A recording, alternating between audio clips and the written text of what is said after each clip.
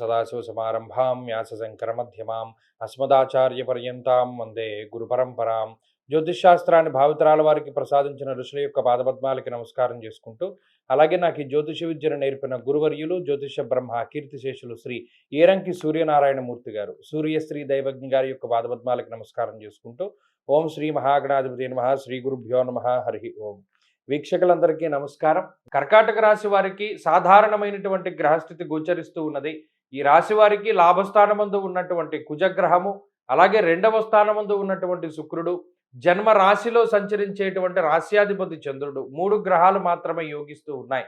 ప్రత్యేకించి వారం చివరిలో ఉండేటువంటి చంద్రబలం వల్ల శరీర సౌఖ్యం, ఆరోగ్యం, సంతోషం, ధనమున్నతి అన్నారు. అనగా శారీరకమైనటువంటి బాధలు ఏవైతే ఉన్నాయో, అంటే ఏదైనా జ్వర సంబంధమైన విషయాలు, లేదా ఏదైనా అనారోగ్య సంబంధమైనటువంటి విషయాలు, ఇవన్నీ కూడా తగ్గుముఖం పట్టి కొంత మానసిక ప్రశాంతతని పొందడానికి ఎక్కువగా ఈ గ్రహస్థితి అవకాశాన్ని కల్పిస్తూ ఉంటుంది. అలాగే శారీరకమైనటువంటి సంతోషంతో పాటు మానసిక ప్రశాంతతకి కూడా ఈ గ్రహస్థితి ఎక్కువగా కారణమవుతూ ఉంటుంది.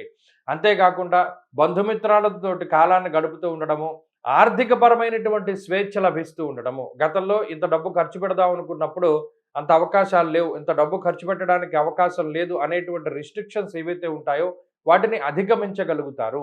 ఇప్పుడు ఆర్థిక స్వేచ్ఛ ఉంటుంది, కావాల్సినటువంటి వాటిని కొనుగోలు చేయగలుగుతారు.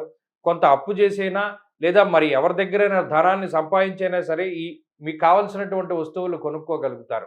అలాగే ఉద్యోగపరమైనటువంటి ఇబ్బందులు ఉండవు, అలాగే వ్యాపారపరమైనటువంటి సమస్యలు ఇవి కూడా కనబడడం లేదు. కానీ మీ మీద దుష్ప్రచారం చేసేటువంటి వారు చాలా ఎక్కువ మంది ఉంటారు. వారితోటి పట్టించుకోకుండా మీ పని మీరు చేసుకుంటూ ముందుకు సాగుతూ ఉంటే ఈ గ్రహస్థితి మిమ్మల్ని బాధించదు. అష్టమ రాహు యొక్క దోషమన్నది, ఆరోగ్యం పట్ల శ్రద్ధ అవసరం.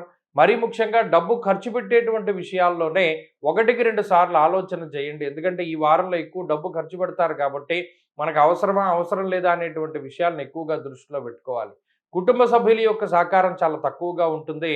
బంధుమిత్రాదుల యొక్క సపోర్టే చాలా ఎక్కువగా ఉంటుంది. ఈ కర్కాటక రాశి వారు ఈ వారంలో మరింత అనుకూలమైనటువంటి ఫలితాలను సాధించడానికై ఎక్కువగా ఆంజనేయ స్వామి వారి యొక్క ఆరాధన చేస్తూ ఉండడం చెప్పదగినటువంటి సూచన. ఈ వారంలో కలిసొచ్చేటువంటి రోజు మంగళవారంగా చెప్పవచ్చును. అదృష్ట సంఖ్య 5, అదృష్ట వర్ణము ఎరుపు. తదుపరి సింహరాశి.